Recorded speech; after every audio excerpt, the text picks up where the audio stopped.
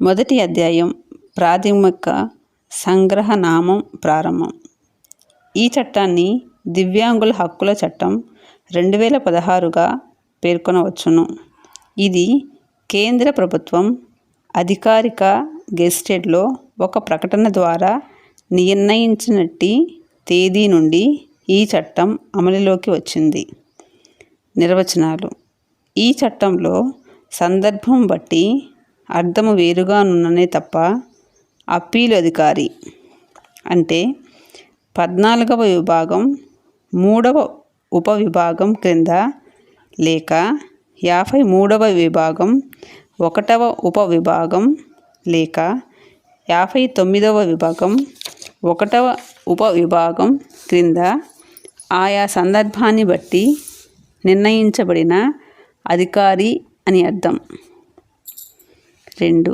సముచిత ప్రభుత్వం అంటే కేంద్ర ప్రభుత్వం లేదా పూర్తిగా కానీ గణనీయంగా కానీ ఆ ప్రభుత్వం చేత ఆర్థిక సహాయం పొందుతున్న ఏదైనా సంస్థ లేదా కేంద్ర ప్రభుత్వ కంటోన్మెంట్ చట్టం 2006 ప్రకారం ఏర్పాటైన కంటోన్మెంట్ బోర్డు.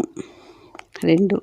రాష్ట్ర ప్రభుత్వం లేదా ఆ ప్రభుత్వం ద్వారా పూర్తిగా కానీ గణనీయంగా కానీ ఆర్థిక సహాయం పొందుతున్న ఏదైనా సంస్థ లేదా రాష్ట్ర ప్రభుత్వం కంటోన్మెంట్ బోర్డు కాకుండా ఏదైనా స్థానిక ప్రాధికార సంస్థ అని అర్థం. 3. అవరోధము అంటే సమాజంలో దివ్యాంగులు పూర్తిగా సమర్థవంతంగా పాల్గొనేందుకు అడ్డుపడే సమాచార, సాంస్కృతిక, ఆర్థిక, పర్యావరణ, సంస్థాగత, రాజకీయ, సామాజిక, మనస్తత్వపరమైన లేదా వ్యవస్థాపరమైన ఏ విషయమైనా అని అర్థం. 4. సంరక్షకుడు అంటే దివ్యాంగులకు పారితోషికం తీసుకొని కానీ తీసుకోకుండా కానీ సేవలు, మద్దతు, సహాయం అందించే ఎవరేనీ వ్యక్తి అని అర్థం. ఇందులో తల్లిదండ్రులు, ఇతర కుటుంబ సభ్యులు చేరి ఉంటారు. 5.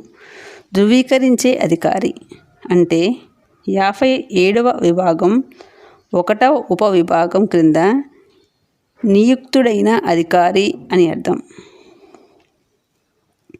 సమాచారం తెలపటం అంటే భాషలు, పాఠాన్ని ప్రదర్శించటం, బ్రెయిలీ, వ్యవహార సమాచారం, సంజ్ఞలు, పెద్ద అచ్చువ్రాత, అందుబాటులో ఉండే బహుళ సమాచార సాధనాలు, రాత, శ్రవణ, దృశ్య, వీడియో ప్రదర్శనలు, సంజ్ఞా భాష, మామూలు భాష చదివే మనిషి, పూరించే లేక ప్రత్యామ్నాయ రూపాలలో కూడిన సమాచార సాధనాలు, నమూనాలు మరియు అందుబాటులో ఉన్న సమాచార వ్యక్తీకరణ సాంకేతిక పరిజ్ఞానము అని అర్థం. నెక్స్ట్ సమర్థ అధికారి అంటే 49వ విభాగం క్రింద నియమించబడిన అధికారి అని అర్థం. వైకల్యానికి సంబంధించి వివక్ష అంటే వైకల్యం ఆధారంగా ఏదేని ప్రత్యేకత, మినహాయింపు, పరిమితి అని అర్థం.